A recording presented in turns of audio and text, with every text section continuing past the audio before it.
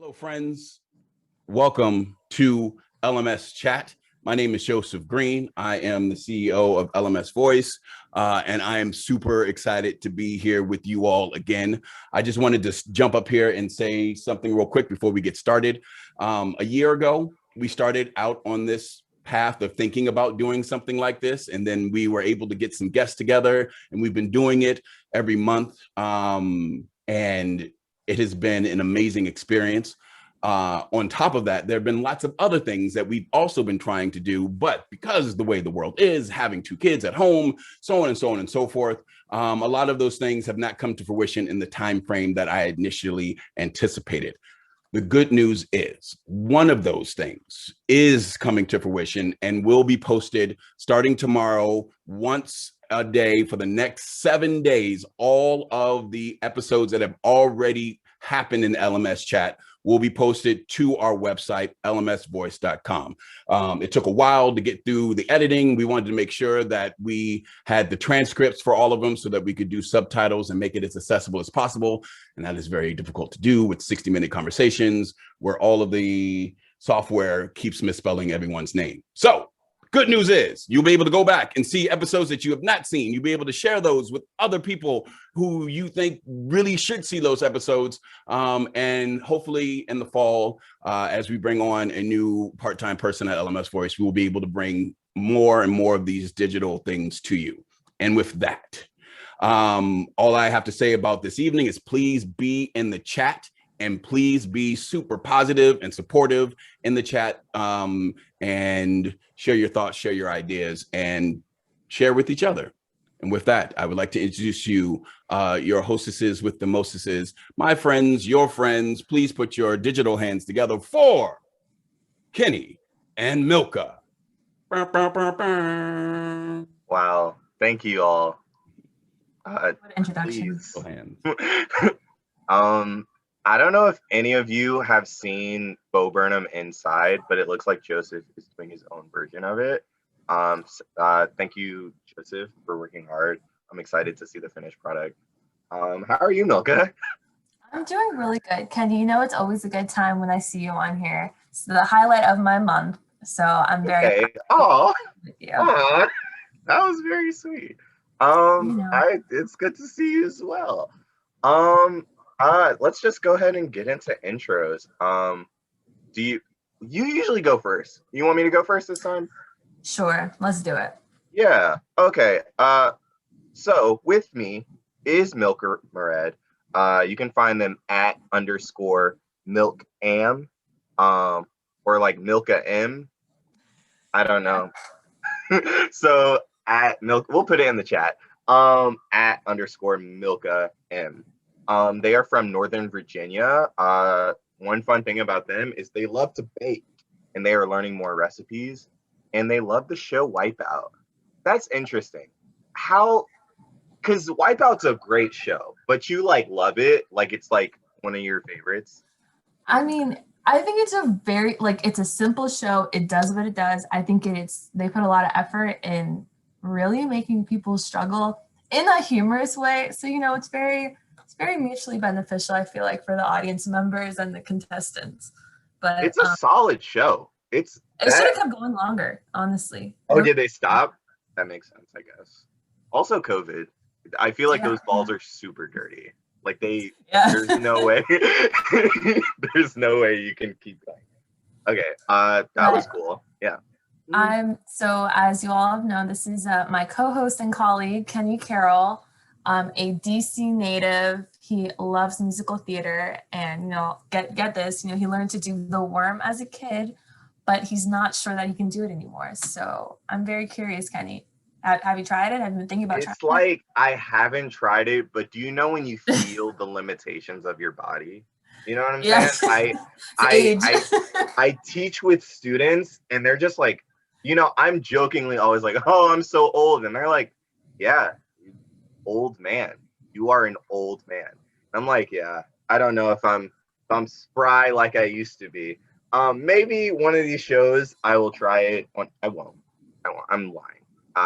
But off camera, we'll see about that. That's for the after show. This is after show shenanigans. But we have an amazing guest today. Milka, would you like to take the first half of their bio? Yes, I would. And before we get into it, just as the usual run of show, so today, after we've just introduced ourselves, we'll be bringing on our special guest, Sarah Kay, and we'll ask her a combination of culture and poetry sections, and we'll start off with poetry, and she'll be reading us her poem, which we'll also be linking in the chat.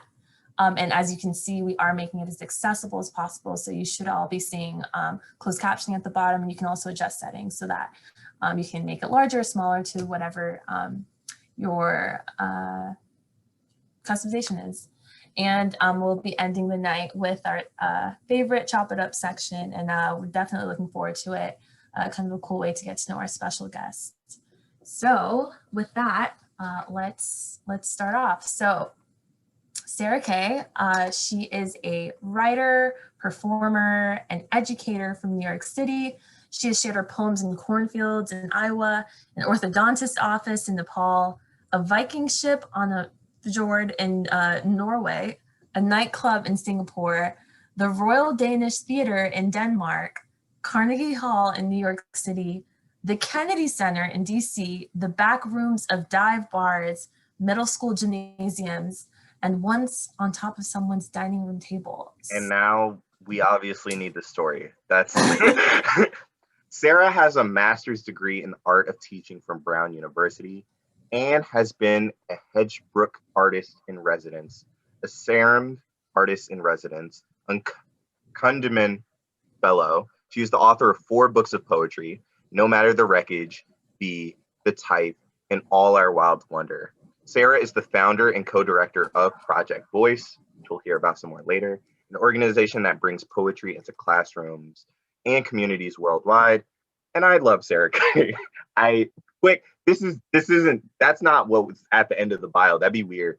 But I know Sarah Kay was a writer that I used to download her videos and listen to them. Because if you've never heard her read, she has an amazing voice and she also has amazing poetry. So y'all are in for a treat. If you want access to Sarah Kay's poem, we'll be putting it in the chat, as well as if you would like to do a activity with it, whether for yourself or students, you can go to LMSVoice.com and sign up, and you will have access to not only her work, but also the work of other amazing artists like her, like Clint Smith, and a bunch of other amazing people. So, Milka, am I missing anything? Did we miss anything? I don't think so. So I think everyone, please give a warm virtual welcome to our guest, Sarah Kay, who will be performing The Places We Are Not. Hello, everybody. Thanks for being here. My name is Sarah. Thank you for that beautiful introduction. And this poem is called The Places We Are Not. A man plows his truck through the crowd, celebrating on the Nice boardwalk, where my once love once insisted that we could make it all the way through a triple layer chocolate mousse until we were both so full we could not even bear to lick our spoons. I text a friend, "Where are you?" which is code for, "Please tell me these new deaths are not yours this time." If I scroll up, I will see the same text she sent me in January when I was in lockdown in Jakarta, as the man in the Starbucks across town pulled the pin from his grenade. Not yours this time is a song that plays so often I cannot help but know the words.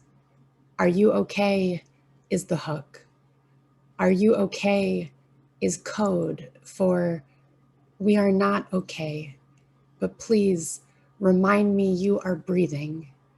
Back home, the Black men and women I love look into mirrors and wonder if they are loose teeth in the mouth of an impatient God. Are you okay? I text, impotent. Please remind me you are breathing. I am scared is not a good enough reason to not get out of bed. The world is falling apart, is not a good enough one either. I ask my mother if growing older means one wound piled upon another until we are just a collection of hurt, but she insists, no, sometimes someone gets married or has a baby. Someone teach me a new song, please. Bring me a spoon and a mouth to lean across the table for this time. This time, I am a jaw of loose teeth. I am a collection of string. I am a snow globe of worry. I am a Rolodex of fear. They are putting body bags over children on the sidewalk, where I once pushed a bowl away laughing. I cannot possibly have any more. I am already full.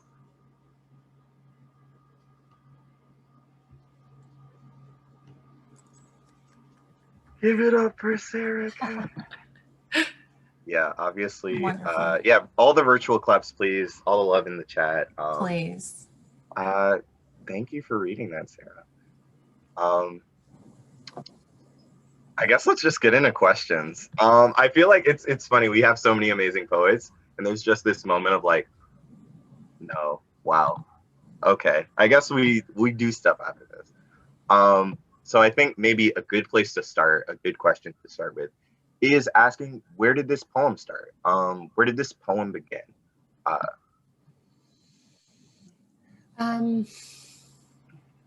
Well, I think probably it started with waking up to the news of the attacks in Nice, which was July of 2016.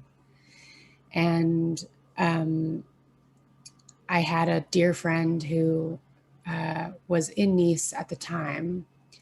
Actually, I think she was in Paris. She had been living in Paris and had mentioned that she was maybe going to travel to the south of France.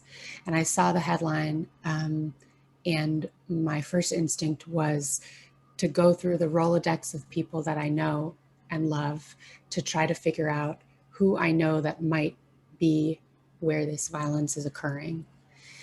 And once I remembered who was there, I sent this text, "Are you okay?" And realized genuinely that if I scrolled up in the same text chain, that I would have gotten back to January, or no, I think it was like maybe December of 2015, where the attacks in Paris. And so I had literally already sent her this text message.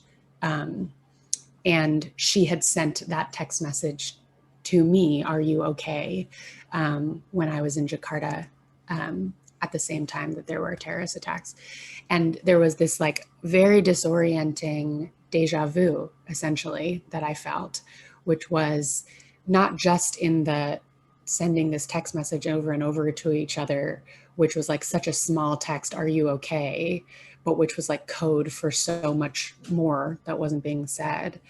But then I also felt this strange deja vu of the experience of waking up in the morning and reading a headline and having to do the mental Rolodex check of everyone I love to try and figure out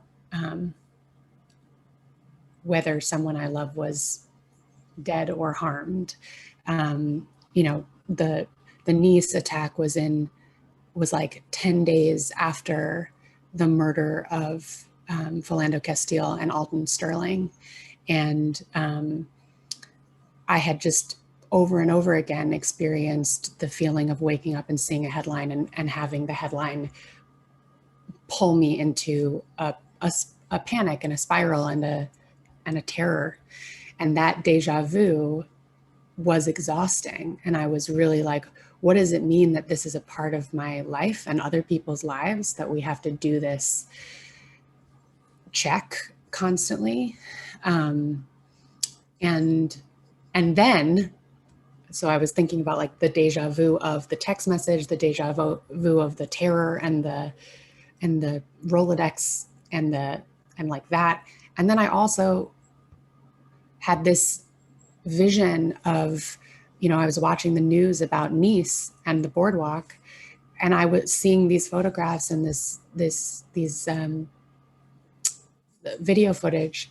And I was like, I was there. I was at that exact place years ago. I can so viscerally remember sitting across the table from my then love and, trying desperately to finish this chocolate mousse. And I was like, in that exact spot, I have stood, and both of these things have happened in this same place. And so I think the idea of a deja vu of experience, a deja vu of language, a deja vu of physical location, is all that kind of tumbled into this poem.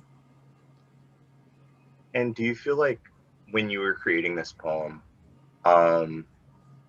did it all come about, do you feel like in one sitting, or was it something that maybe like took a little bit longer to like all get out? That's a great question. I think it came out mainly in one sitting. I did edit it. I did revisit it. Right. But I think most of it did come out in sort of one generation, meaning generative moment. And I think it's because I was like my sometimes I talk about poem as a verb, and I've done this a fair amount, so I apologize if this is repetitive for people who've heard me talk before, but the act of poeming for me is very much a act of puzzling, and it is what I turn to when I have something that I'm having trouble wrapping my head around. And so whenever there's anything in my life that I like can't quite put my finger on, and it's overwhelming, and I couldn't write you like a clean essay about it. I'm like very flummoxed. A lot of times that is when I will try and poem my way through it. And in some ways, what this was all of these, all this chaos around these various deja vus got like shoved into the poem machine of my brain. And this is what came out the other side. And so it did sort of come out of one spin cycle. Just one spin cycle. Oh yeah, go ahead, Milka. I'm curious, and it's kind of in line with an audience question, and I hope it's not repetitive of what you just said, but like the importance of time is very relevant in this poem. And I'm curious, and this audience member asked, how did you know when this poem really was finished? Because reading it, I don't know if I struggle or I question where I am in time as I'm reading it, because it's like I'm thinking about time from the poet's, the narrator's perspective, as well as time in relation to the events that the narrator is witnessing. So like, how did you feel leaving the poem as you finished it, and when did you know you were finished, and how did you feel like when you finished the poem? There's a lot of questions, but yeah, there's a lot of questions. I'm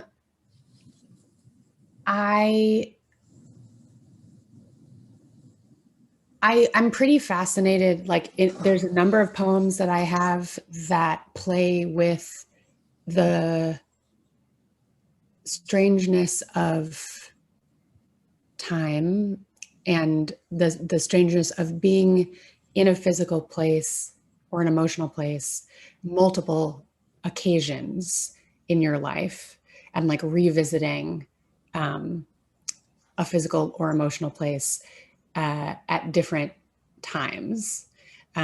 So I have a poem called Montauk, in which I talk about being a little kid at the pool and seeing an older girl and just like reveling in the beauty of this older woman and being like, maybe one day I'll get to be like that.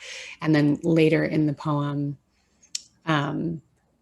I am an older adult and I go to the same pool because it's the place I've revisited many times in my life. And I look up and see a little girl looking at me, and I am exactly this, in the exact same scene I was, but in the opposite role.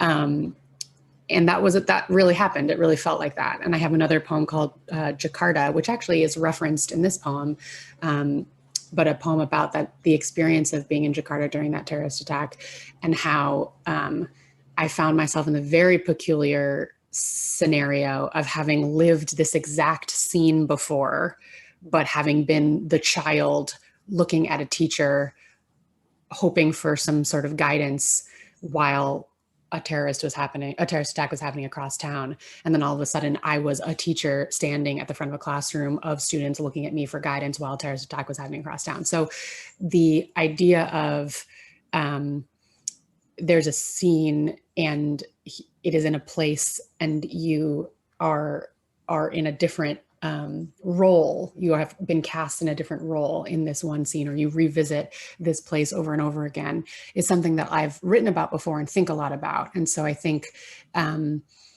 this poem is jumping in time, but I think rather than, I don't think of it as jumping in time. I actually think of like standing still in one place and then seeing both me there when I was having a romantic dinner, and also what's happening while they're putting body bags over children on the sidewalk. And like this exact same sidewalk held both of those things at different moments, which is, you know, again, a different version, a sort of spatial version of the text concept of like, I sent this same text, she sent this same text, here we are again in the same message thread saying the same thing again, but we've switched roles here.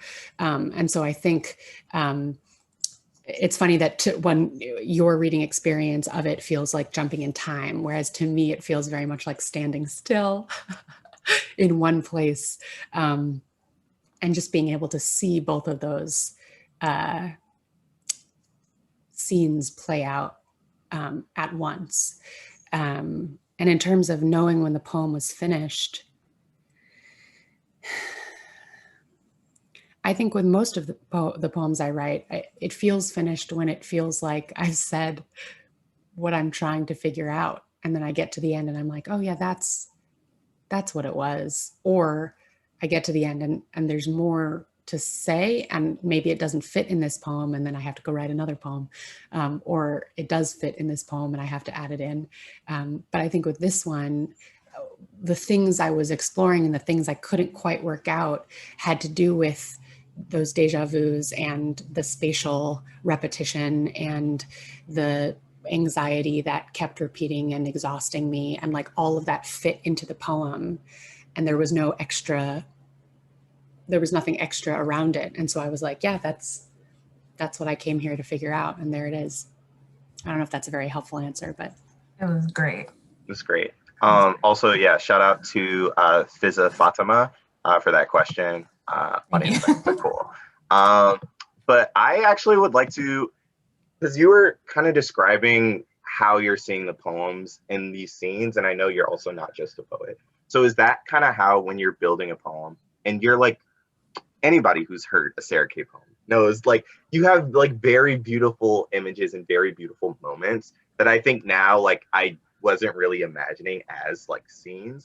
But is that how, like, when you go into your writing, that you imagine like one scene after another and not just like you writing? Not always, not exclusively, but sometimes, certainly, if that's what I'm playing with. I think something that I have learned about myself as a writer is that the thing that I am like most obsessive about, and like the hook that pulls me into poems and keeps me in poems, actually has a lot to do with structure. I'm like a pretty structurally obsessed writer. And I talk a lot about architecture when I talk about poetry, but I think maybe the metaphor that I find maybe the most helpful is my favorite genre of like film or TV show, maybe even book also, or novel, is like mystery, heist, thriller. And my favorite moment of an experience, like watching a thriller or solving a mystery or, you know, et cetera, my favorite moment of that experience, right? So when you're reading a mystery, there's like all of these clues throughout the story. And then all of a sudden there's like the reveal of who done it, or like, what is the solution? And when you get to that moment, the best version of that is you go, no way. And then you go, oh, but of course. And the most talented crafts people, I think, of the mystery, right, is someone who obviously knows the answer, knows the the who done it, but they take that who done it and they place it at the very bottom of the story. And then on top of that, they layer clues and red herrings and characters and scenes and moments and all of these things backwards, so that when you're the person going through it, the clue and the red herring comes at exactly the right pace, at exactly the right moment, at exactly the way it's supposed to go, such that by the time you get to the reveal, your experience of it is like you've been given all the right clues, but just one shy, so that when you hit it, it's still like, what? No way. And then you're like, oh, but of course, because of all of these things that I've been handed as I, you know, have been on the way. And it feels so satisfying. Like a terrible feeling is when you're like, that's the answer, but like, there's no way I could have gotten that. Like, you didn't give me the clues to be able to solve that, right? That feels bad.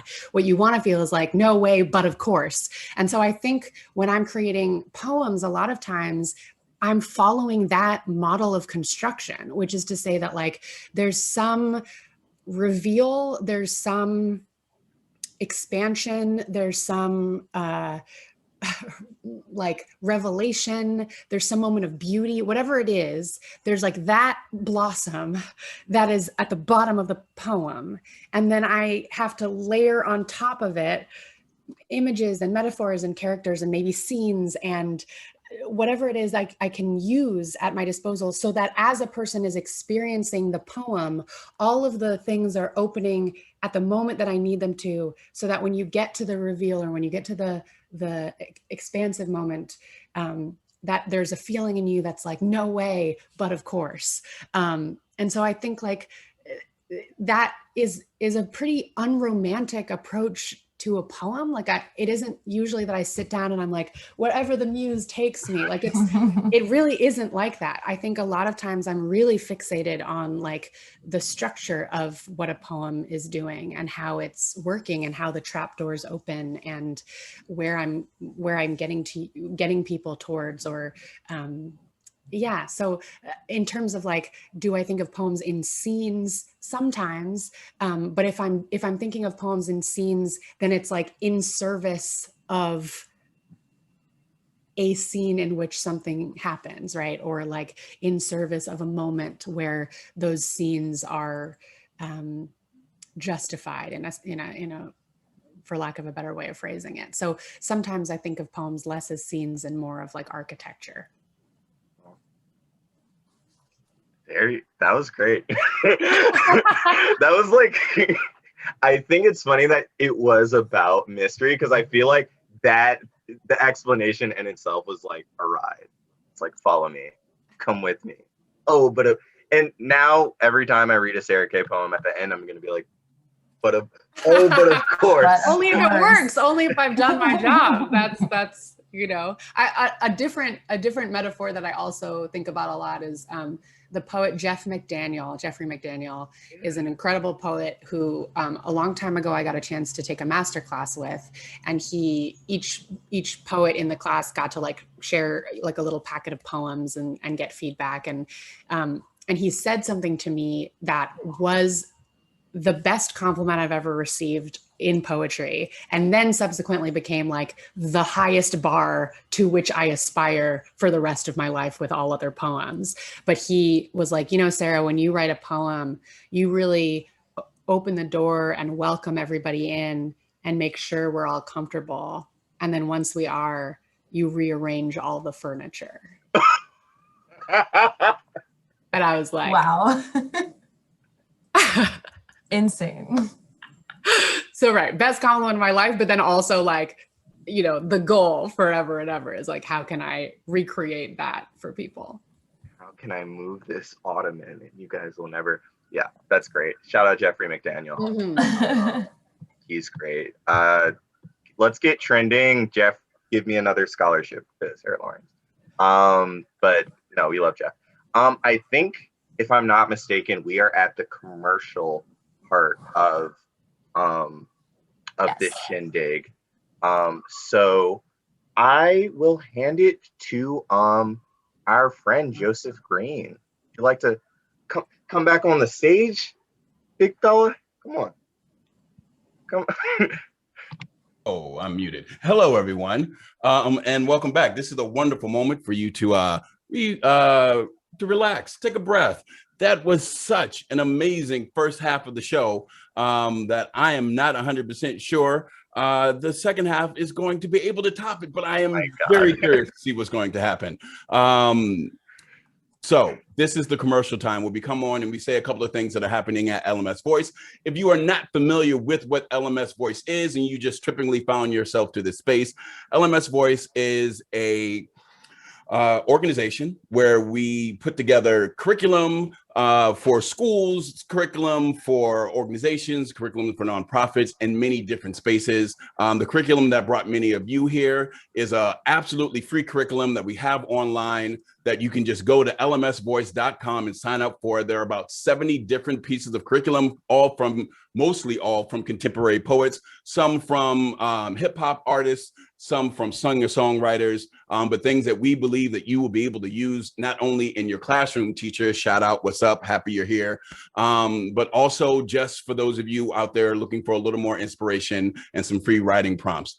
So please share those with the world. And there is a spot for you to make suggestions. So if you have ideas or poems that you would like to see in that database, please go ahead and send us your thoughts on the contact page of lmsvoice.com. And Brian Hannon will get around to it very, very soon. And all of our other excellent, amazing people who work here. Other announcements are we are going to be posting very soon for a social media intern.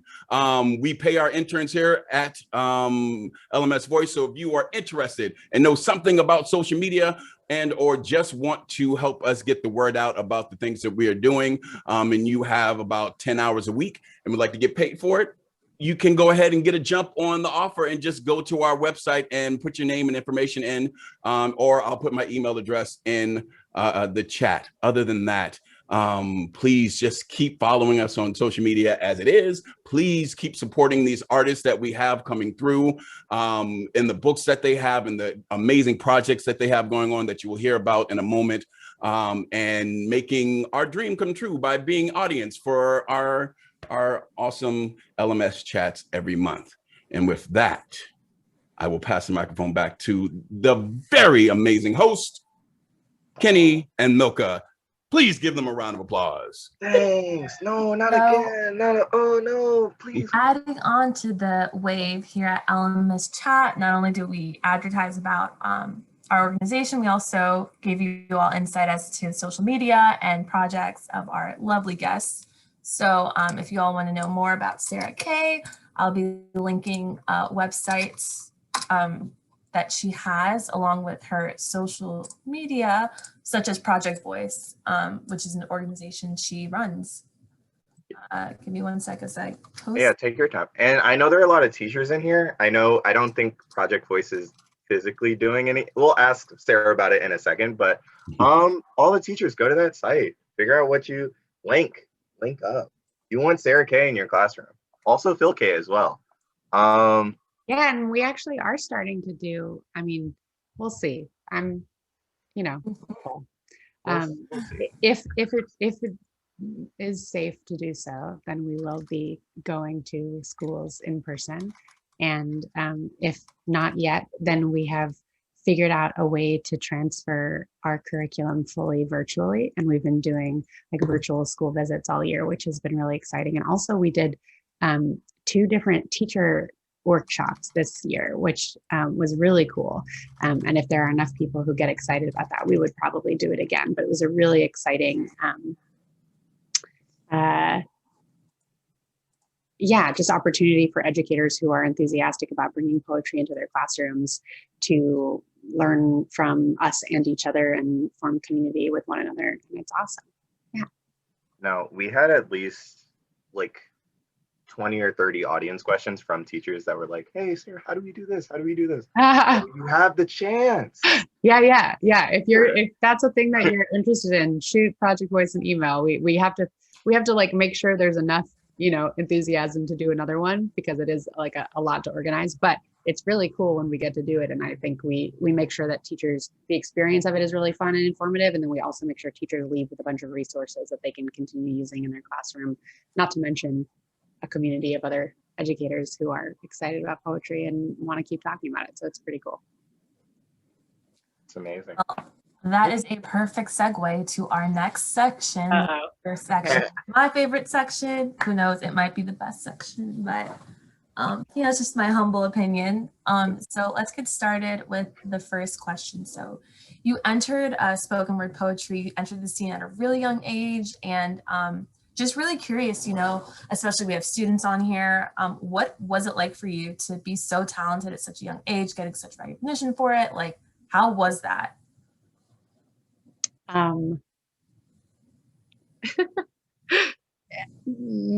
It was,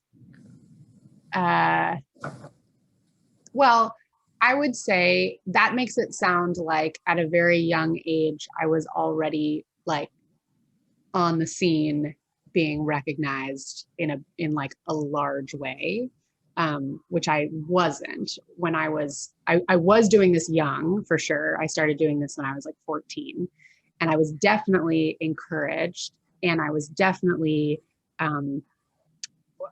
was provided an incredible resources, I guess, in the like gathering spaces that people were organizing that made room for a 14-year-old girl to come and share her poetry.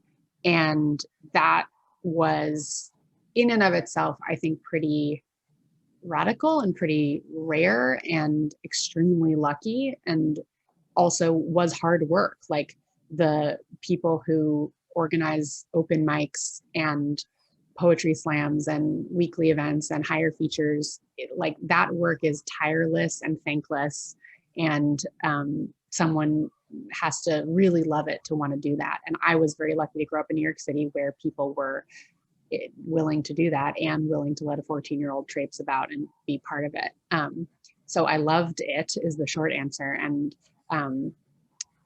I also think that there was no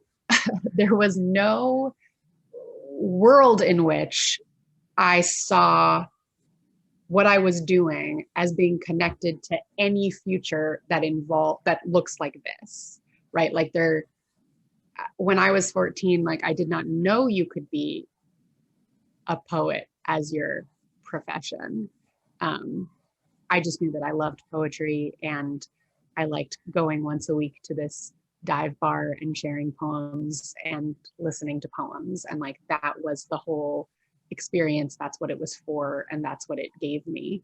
And then I think that since then, my life has taken a lot of surprising turns. But I would say that, as a young person, the thing about this art form that captured my heart, that kept me coming back every week, was that I felt like I had been invited to contribute in a way that I never had been before as a 14-year-old girl. And I felt like people were making room for me and saying, there is room for you here, which is an incredibly powerful message to be told at any age, but especially at that age. And so a huge part of why I do Project Voice, a huge part of where Project Voice comes from, is a desire to recreate that for other young people, to be able to have them feel invited into poetry, and for them to feel like there is room for them in this house of poems. And you know, to continue. It was a gift in my life, and so it feels like my responsibility is to try and give that gift to as many other people as I can. Wonderful. That was so awesome. Thank you. Our next question really is, what is the best advice? This is from Esther Wu. She's a teacher from Mountain View High School in Mountain View, California. What is the best advice that someone has given you about writing and about finding your voice? Best advice? I mean, a lot of advice. I guess it depends about like what age we're talking about, right? Like, I would say most recently, some advice that I got that was very helpful to me, but this is maybe like specific to a 33-year-old poet who's been doing this a long time. But the poet Shira Ehrlichman recently gave me some great advice, which is about like not needing to have all of my poems be tied up with a bow, that like I'm allowed to be a little messier, and I'm allowed to ask more of both my audience, my reader, and myself. I think, like, you know, I gave you that long diatribe about the architecture of a poem, and that implies a certain amount of control and a certain amount of like, I know the revelation and I place the revelation at the bottom of the poem and I build the poem around it. Well, that's all well and good for some poems. And then also sometimes that is too limiting. And sometimes poems are messier, and sometimes allowing yourself to lean into the unknown more is where the better poem lives. And so for me personally, that was like really important advice that I needed, that really is shifting my writing. I think for my younger self, advice that was really helpful for me was that you have to like writing poems that seem like they're mediocre to bad is also part of the process. That I think, like, unfortunately, there is a myth with creativity that it's something that it's like a gift you have or do not have, as opposed to a craft that requires work and practice. And part of the work and practice is writing things and finding what in there is working and gold, and what you want to keep and what parts you can edit away. And I think when people start to write poems, if they try and it's hard, or they do one and it's bad, then they go, oh, I guess I'm bad and this isn't for me and I should quit. And that to me is just so devastating, because that's what drafts are for, baby. You got to write through, you got to write through it. Nobody has to see it. You could hold on to those, you can put them in a drawer. But I think being scared of writing that is not immediately easy or brilliant is detrimental. And so I think the advice of like, write those mediocre poems, save them, don't throw them out, hold on to them, put them in a drawer, revisit them, find the gold in them. You know, that was really important for me as a younger person, and now too. No, that's incredible, amazing. But I'm really like, something that's great about being here is that I just get to soak up advice through books that come on here. So no, that's wonderful. And I think a follow-up, or not a follow-up, an additional question, and this one is from Destiny Price, and it is, your poetry has brought you around the world. Did you learn or realize anything from performing in front of so many different audiences in different cities and nations? Like, what has that been like for you, and how does it impact you as a poet? Man, I hope I've learned something. Can you imagine if I was like, no? all those amazing trips that people haven't learned anything though.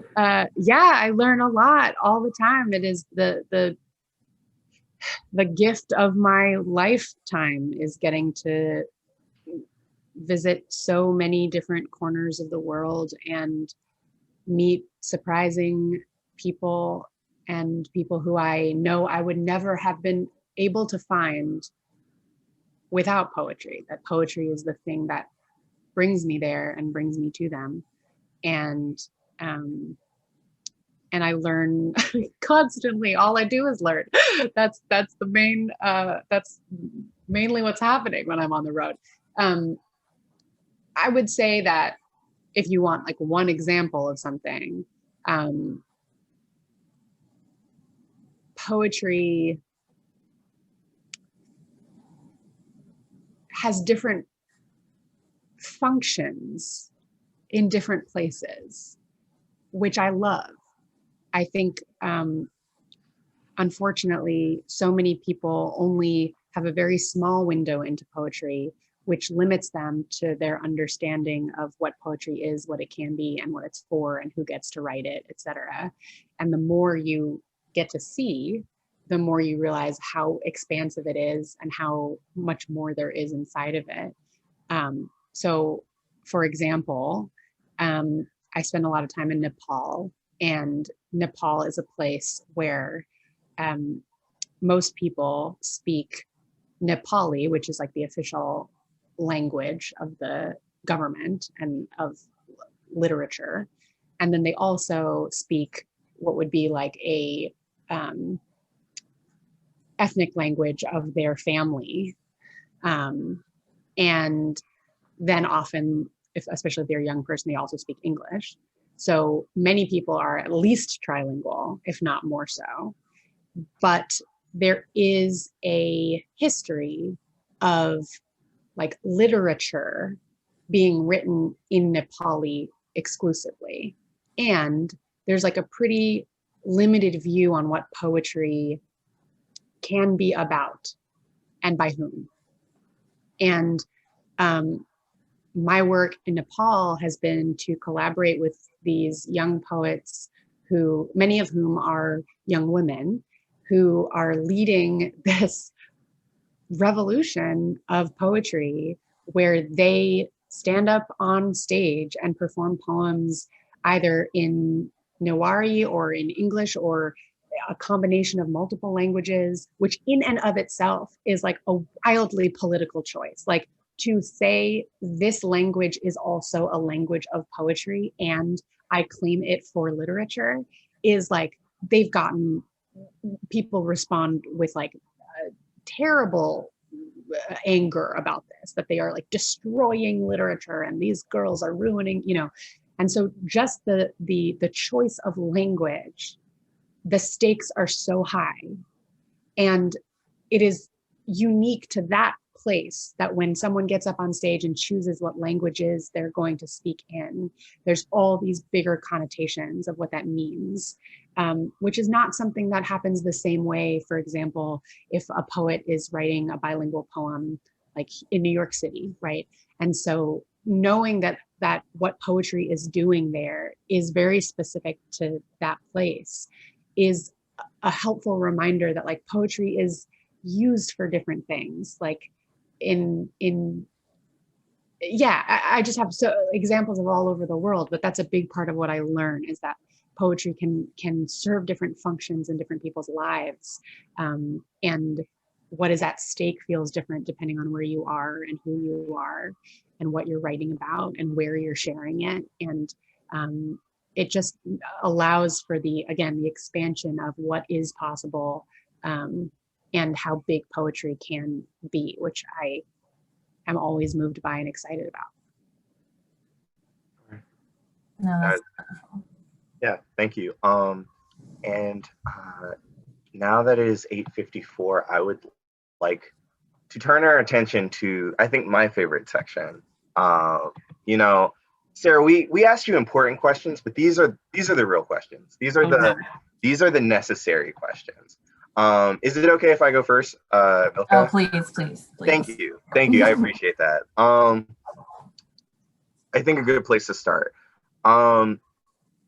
If you could go back in time and give your younger self something, like a gift, what would it be?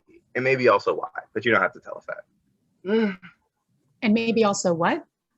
You could tell us like why, or I don't know if you just like, you could also be like, you know, Got it. yo. When you say a gift, like a physical object,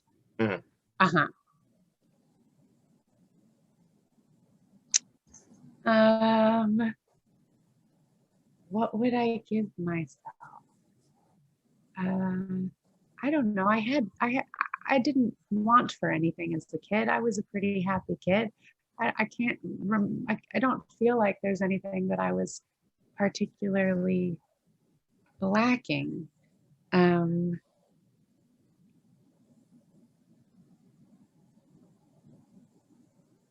Maybe like, yeah,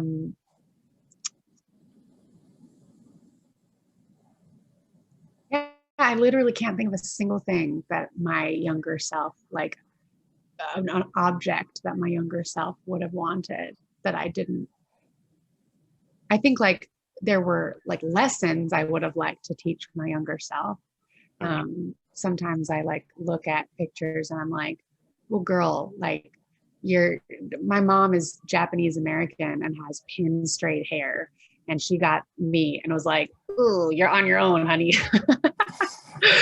So there was a long period of time where I maybe, instead of being given a brush, I could have had that brush taken away from me, perhaps, and given advice on what all to do with this. You know, that might have been useful to my younger self. Yeah.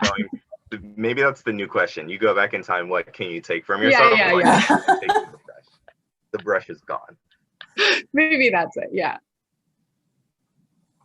You know, I'm very curious. Now, you're a poet, you perform at so many places, and I'm really curious to know where your voice could be used somewhere else. So what sport or activity would you be a commentator for?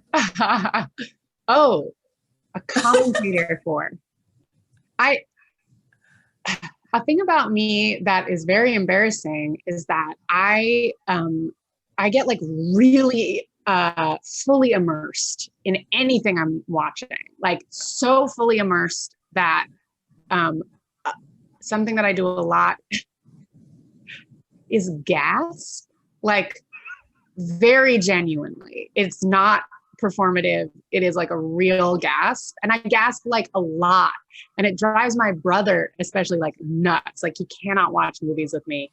We'll be like watching a man like creep around and then like crouch down, and then he'll like jump up and I'll gasp. My brother will be like, "We watched him creep. Like what? Why did that make you gasp?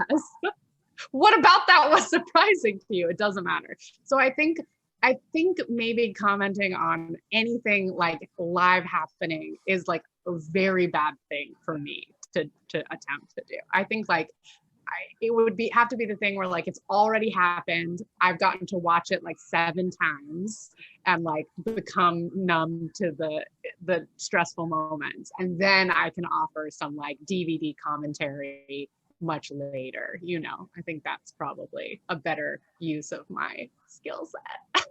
It has to be post commentary. Yeah. I think like a live commentary, like nobody wants to hear me just being like, just everything that happens. Like that's not fun for anyone. It's very stressful. Okay. Maybe a good last question I'm interested in. If you had to live in a fictional world of your choosing, what would it be? Meaning like an existing someone's fictional world, like Lord of the Rings or like Star Wars. I see.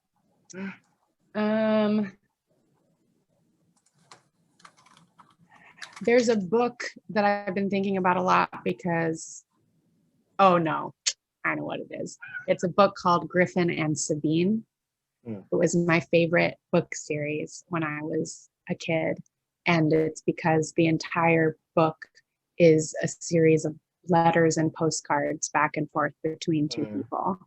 And one of them is like in our world and one of them is in another world, but starts seeing visions of this person and can't figure out why, and starts sending them letters to be like, I can see you, but I don't understand why or where you are.